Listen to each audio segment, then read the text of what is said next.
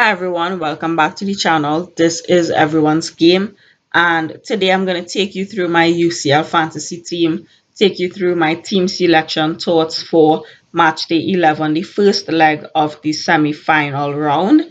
And because it's been so long since I've done a UCL fantasy video, I think the last one I did would have been in match day 2, which means all of the teams would have been available in match day 2, whereas now we have four teams remaining. We have PSG, we have Bayern Munich, Real Madrid, as well as Dortmund.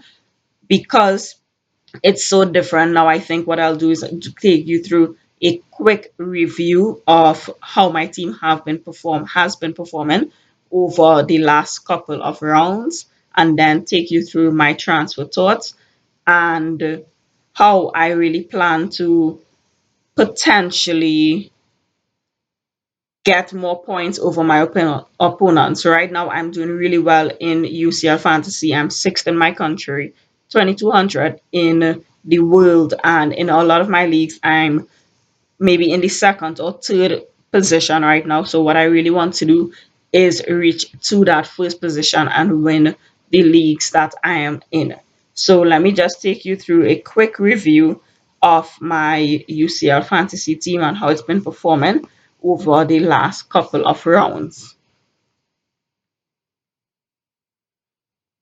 All right, so if you look at the top here, we have in match day 1, I would have gotten 85 points. One of my main strategy is to try to get as many points as possible within the group stages. So between match day 1 and match day 6, my aim is to get as many points and separate myself from the pack, because once we start to head into the knockout stage and the teams start to decrease, the options available to us reduces significantly, and at that point in time a lot of the fantasy players end up with the same players, so we don't have as much of an opportunity to separate ourselves in terms of the points that we get now.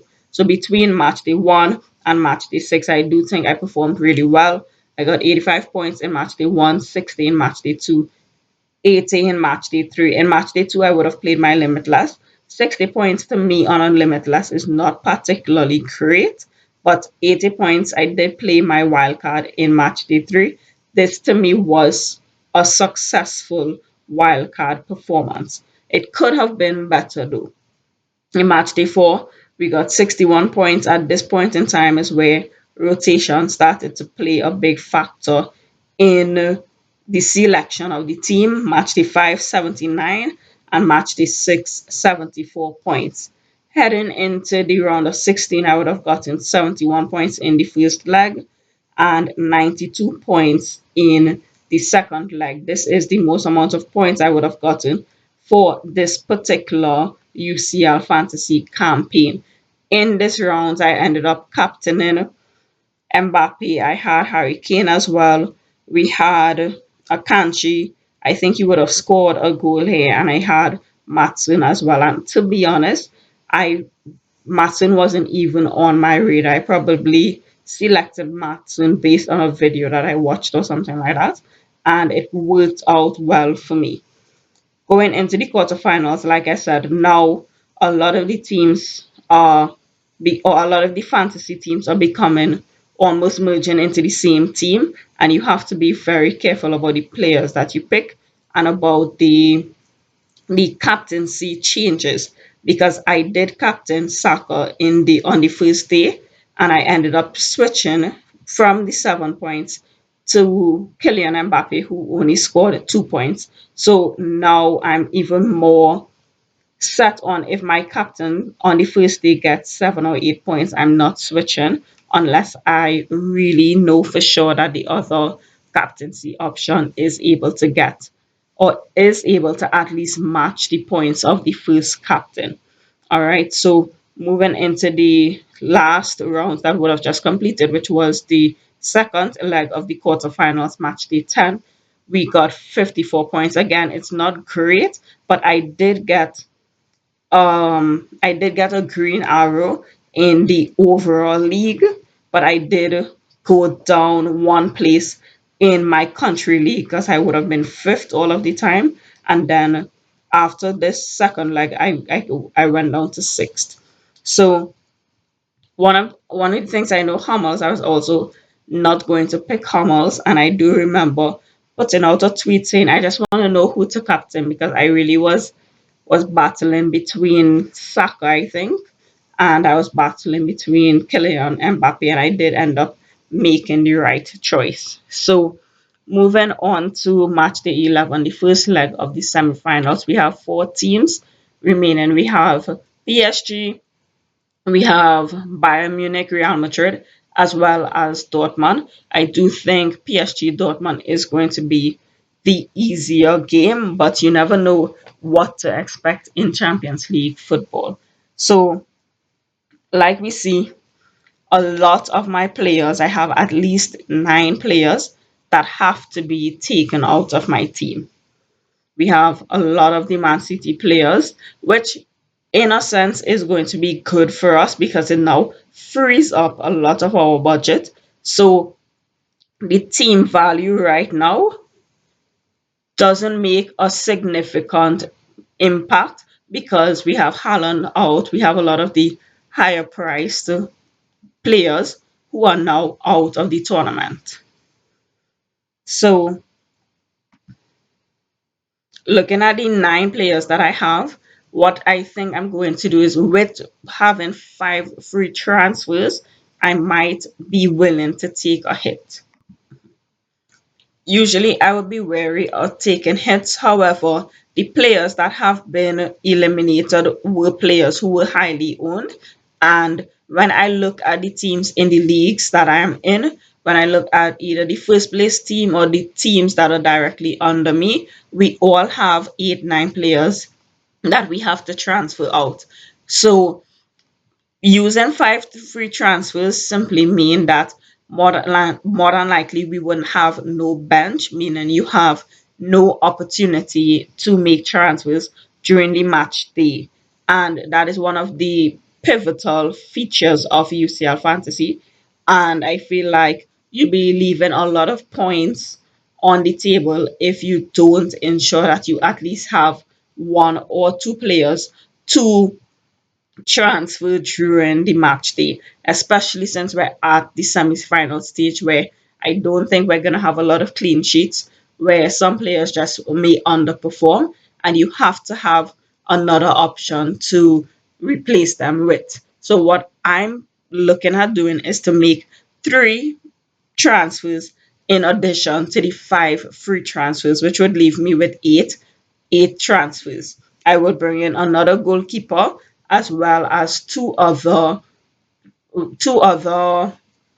players who would be on my bench, and that will just leave me with one eliminated player on my bench. And because you have to transfer, to me it's fine to just leave that one eliminated player on the bench.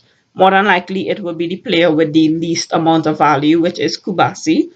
He is 4.1 million. However, like I said before, because the highly owned players were eliminated, sorry, not the highly priced players were eliminated, team value budget does not really play a factor in the team selection anymore. So what I'm going to do is I'm going to take out Oblak, I'm taking out Melina, Akanji, Saka, Rodri, Foden, Witzel, as well as Haaland, and we're going to look at some of the players that I can look to bring in. So I'm not 100% set on some of the players that I'm bringing in. So if you have a suggestion on someone else that I can bring in, as well as why, feel free to leave it in the comment section down below.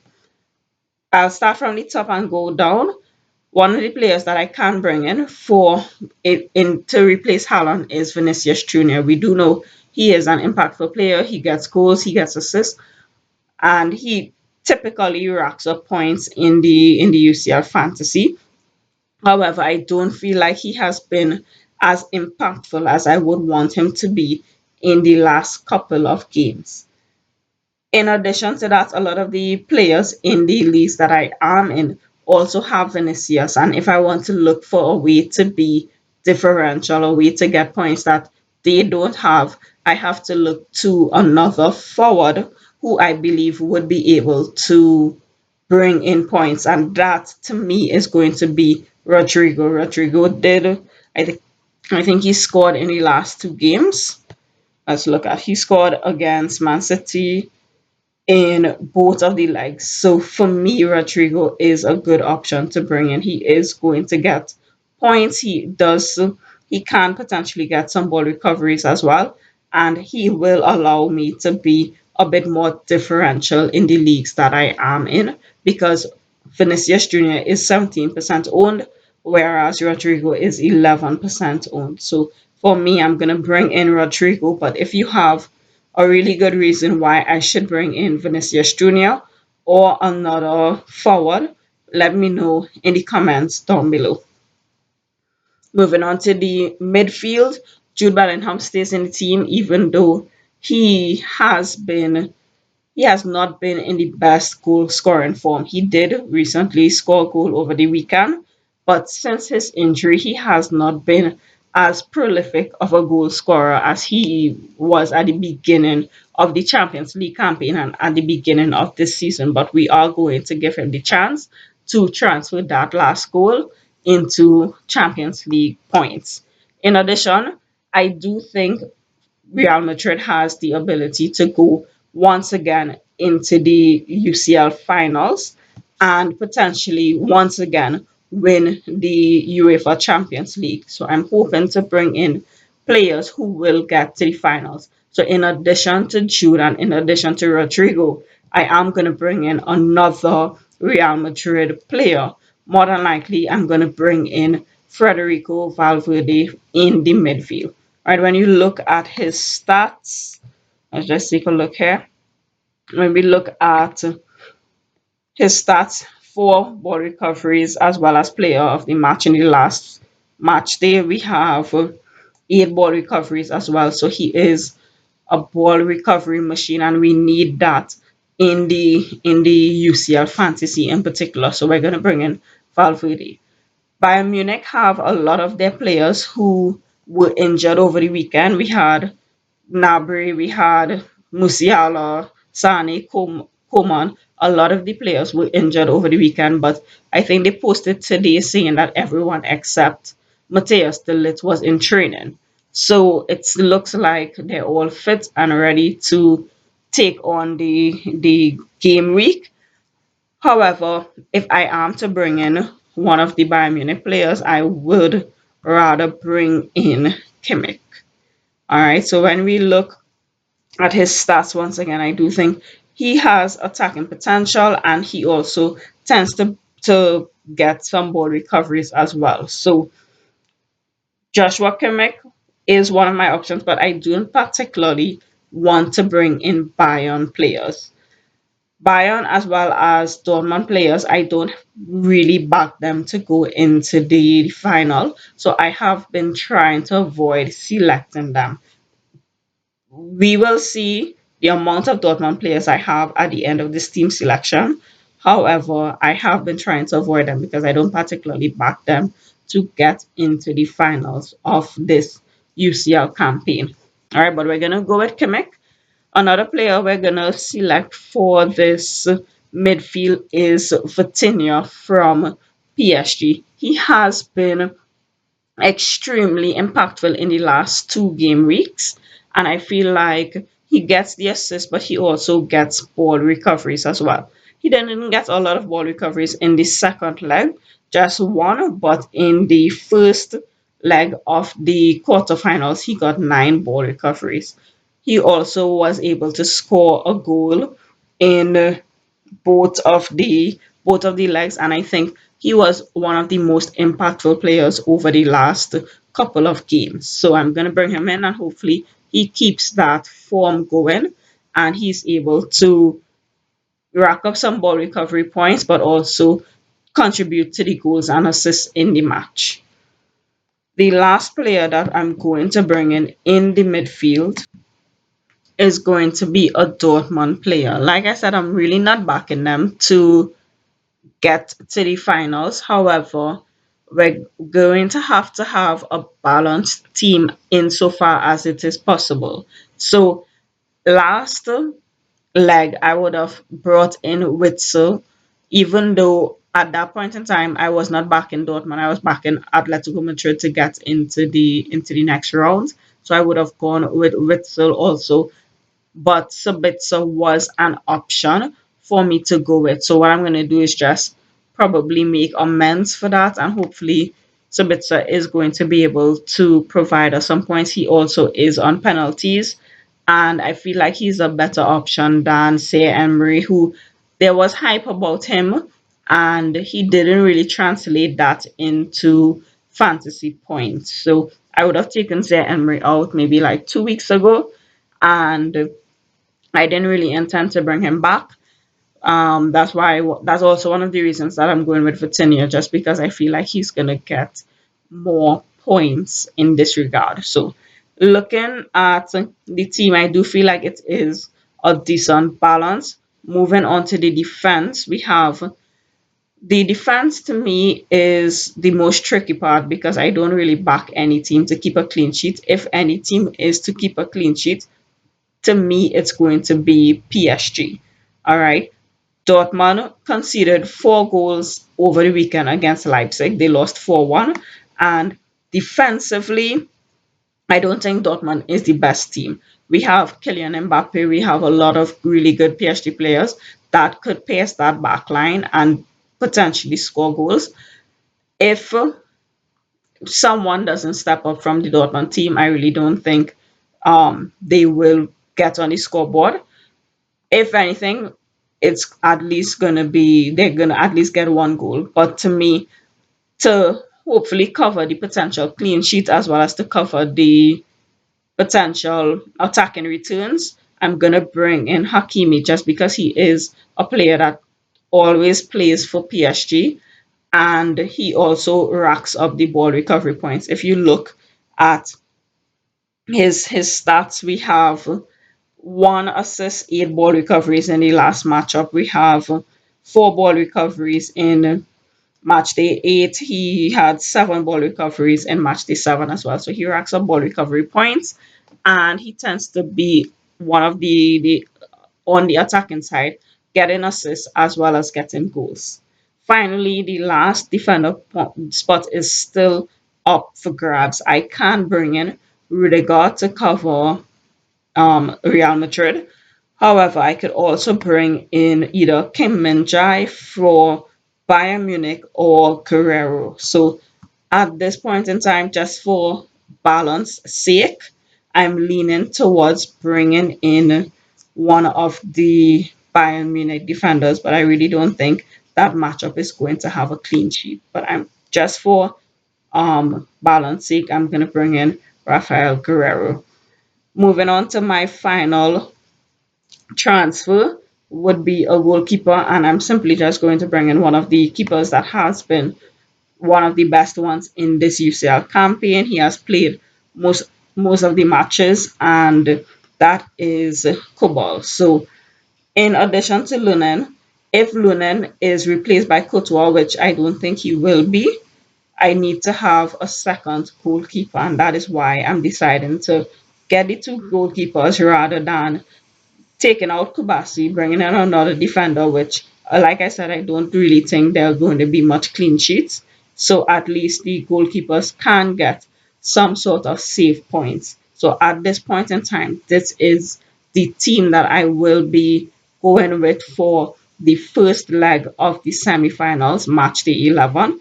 I will be taking a -12 hit, and I really don't think it's going to be detrimental just because everyone else is going to have to take hits in order to make sure that their team has a good balance. So, like I said, this is the team.